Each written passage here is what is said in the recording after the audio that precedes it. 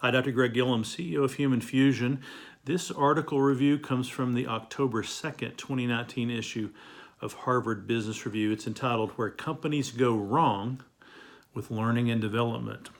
It's by Steve Glaveski. Now, if you are in HR or if you have a training role in your company, prepare for shock.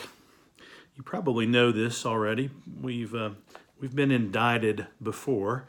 But this is a real strong push for change.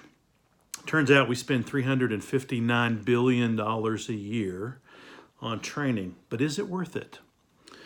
Study after study says maybe not. 75% of managers in one study were dissatisfied with their company's L&D, or learning and development function. 70% of employees say they don't have mastery of the skills they need to do their jobs. Only 12% of employees apply new skills that they learn in their L&D programs.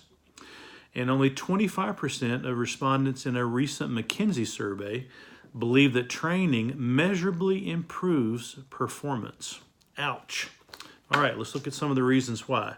Number one, we're learning for the wrong reasons. A lot of people go into executive training functions only to get promoted, not to learn how to make a difference and focus on the business impact. So we've got the wrong motivations. That's not on us as trainers, but that's part of the reason why we see this disparaging data.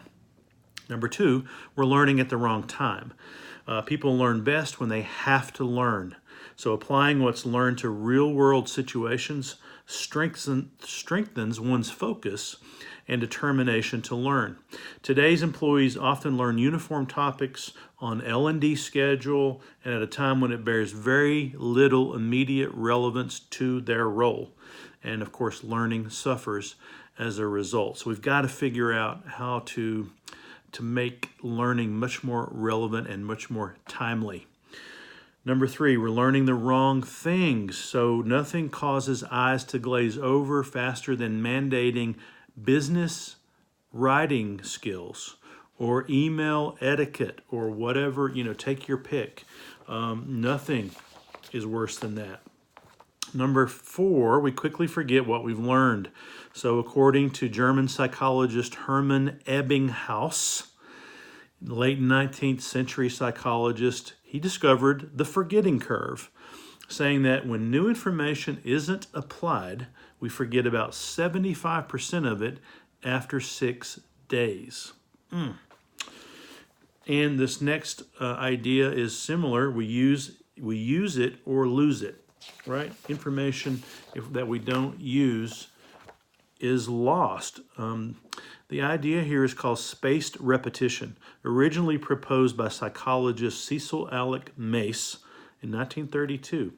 It refers to spreading out learning over time because he found that there is a very strong link between periodic exposure to information and retention.